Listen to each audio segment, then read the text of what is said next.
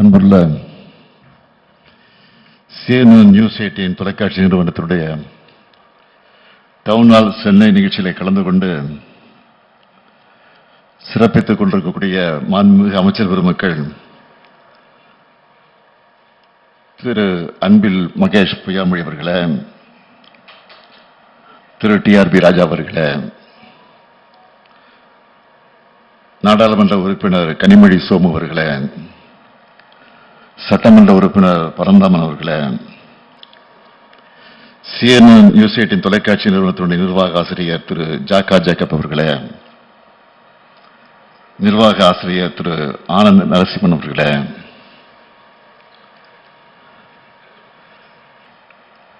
தெற்கிற்கான நிர்வாக ஆசிரியர் திரு விவேக் நாராயணன் அவர்களே, நியூஸ் 18 தொலைக்காட்சி நிறுவனத்தின் மூத்த ஆசிரியர் திரு கார்த்திகை செல்வன் அவர்களே,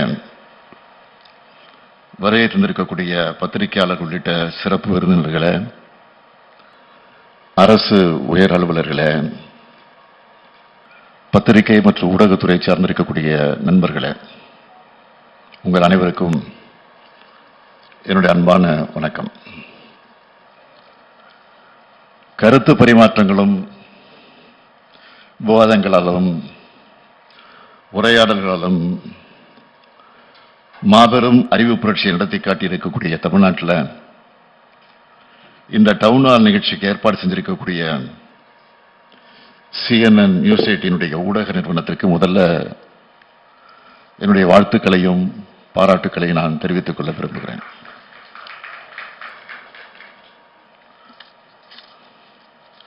மக்களிடையே விதைக்கப்படக்கூடிய நல்ல கருத்துக்கள் தான் முன்னேற்றத்திற்கான அடிப்படையாக அமையும். அப்படி நூற்றாண்டு கண்ட திராவிட இயக்கத்தினுடைய கொள்கை முகமாக 74 ஆண்டுகள் கடந்த மாபெரும் அரசியல் இயக்கமாக மக்களுடைய ஆதரவோடு திராவிட முன்னேற்றக் கழகம் ஆட்சி பொறுப்பில் இருக்கிறது. பேரறிஞர் அண்ணாவினுடைய மறைவுக்கு பிறகு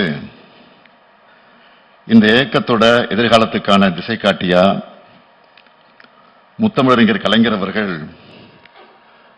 50 முழக்கங்களை வழங்கியிருக்கிறார். அதுல முக்கியமான ஒன்று, வன்முறை தவிர்த்து வறுமையை வெல்வோம். திராவிட முன்னேற்ற கழக அரசு பொறுப்பை ஏற்கிற போதெல்லாம் இதை மனசுல வச்சுதான் மக்கள் நல திட்டங்களை செயல்படுத்திக் கொண்டிருக்கிறோம். இங்க ஏராளமான ஊடகவியலாளர்கள் இருக்கீங்க. 11.19% வளர்ச்சி என்பதை தமிழ்நாட்டை தவிர வேற எந்த மாநிலத்தால சாதிக்க முடிஞ்சிருக்கு. அதுவும் எப்படிப்பட்ட சூழல்ல இதை நாங்க சாதிச்சிருக்கோம். ஜனநாயகத்துக்கும் கூட்டாட்சிக்கும் கொஞ்சம் கூட மதிப்பு தராத பாஜக ஆட்சி ஒன்றியத்தில் ஆளுகிறது. எதிர்கட்சிகள் ஆளக்கூடிய மாநிலங்களை எந்த அளவுக்கு வஞ்சகத்தோட ஓரவஞ்சனையோட அவங்க அப்ரோச் பண்றாங்கன்னு அதெல்லாம் உங்களுக்கு நான் விளக்க சொல்ல வேண்டிய அவசியம் இல்லை, உங்களுக்கு நன்றாக அது தெரியும். கவர்னர்கள் மூலமாக நிர்வாக சிக்கல்களை ஏற்படுத்துறதுல தொடங்கி செயற்கையான நிதி சுமையை உருவாக்கி மாநிலங்களை முடக்க நினைக்கிற வரைக்கும் அத்தனை செயல்களையும் செய்து கொண்டிருக்கிறார்கள். இது மட்டும்தான் அவங்களுக்கு தெரிஞ்ச பாலிடிக்ஸ்.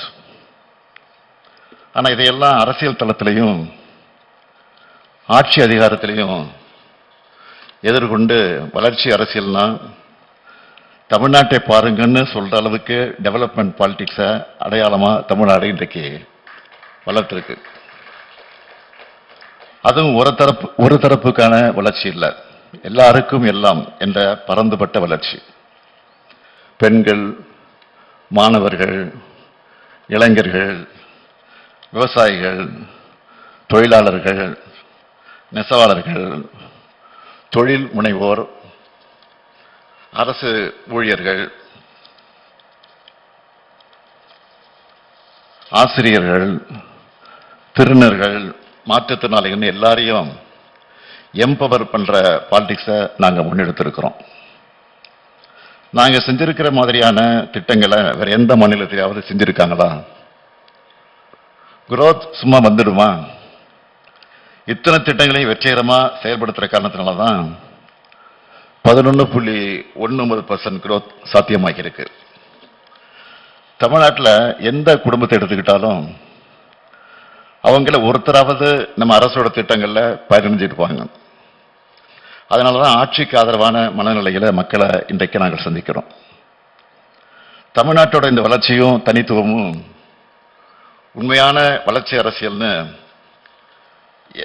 என்னன்னு இந்தியாவோட மற்ற மாநிலங்களுக்கு காமிக்கிற செயல்பாடுகளும் பாஜகவை கடுமையாக எரிச்சல் அடைய வைக்குது. ஆனா அவங்களுடைய சதி அரசியல் எக்ஸ்போஸ் ஆகி அவமானப்பட்டு அசிங்கப்பட்டு நிற்கிறாங்க.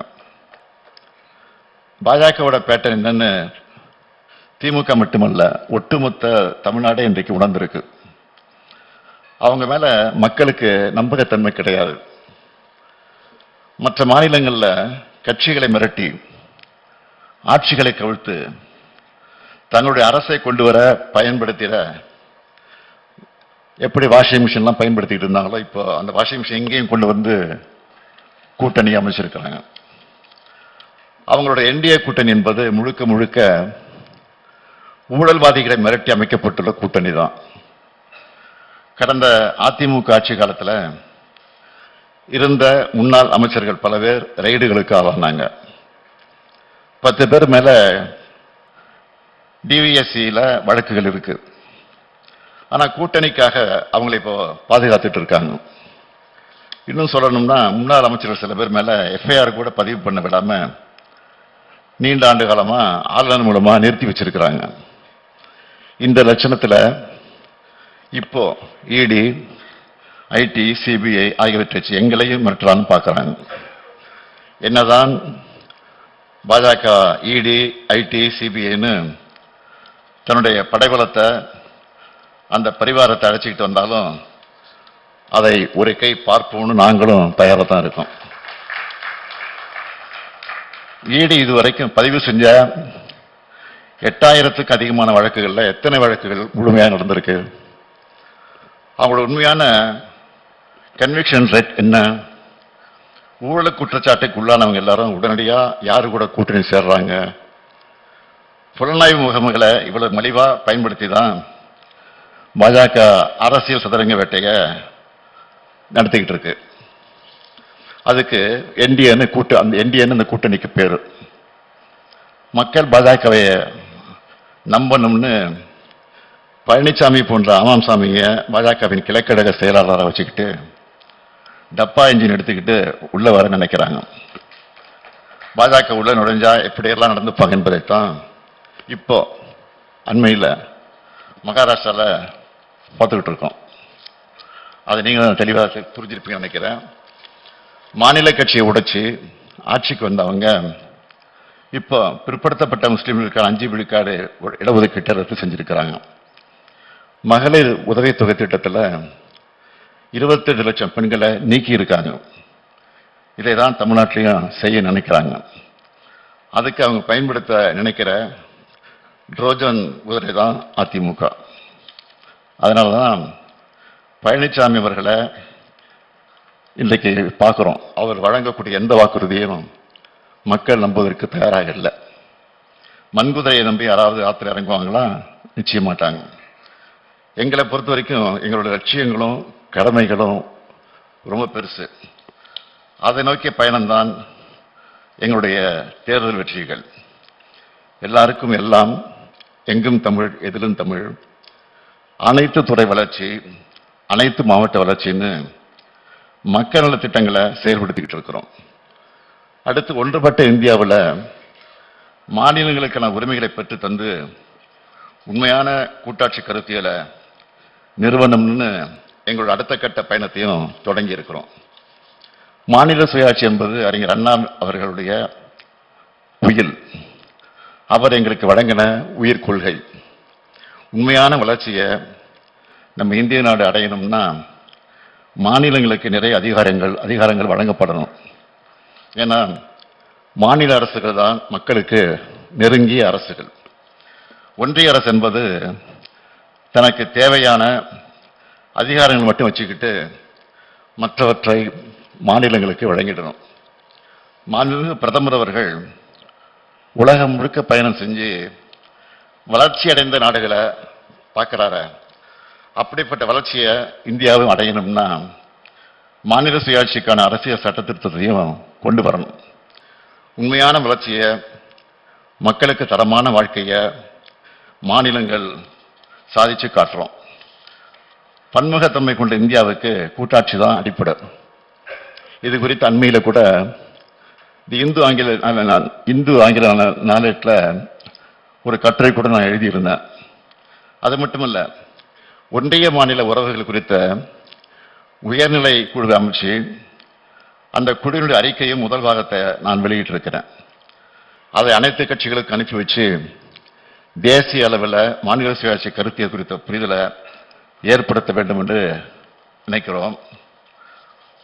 CNN போன்ற ஊடகங்கள் இந்த அறிக்கையில் சொல்லப்பட்டிருக்கக்கூடிய கருத்துக்களை விளக்கி மக்கள் கிட்ட கொண்டு போய் சேர்க்கணும். இந்த நேரத்தில் என்னுடைய அன்பான கோரிக்கை நான் இங்கே எடுத்து வைக்க விரும்புகிறேன்.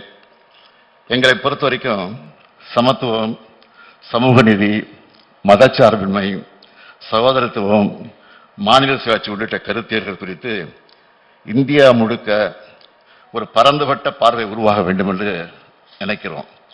அதுதான் இந்தியாவுக்கு உண்மையான வளர்ச்சி பாதையை உருவாக்கும்னு நான் நினைக்கிறேன்.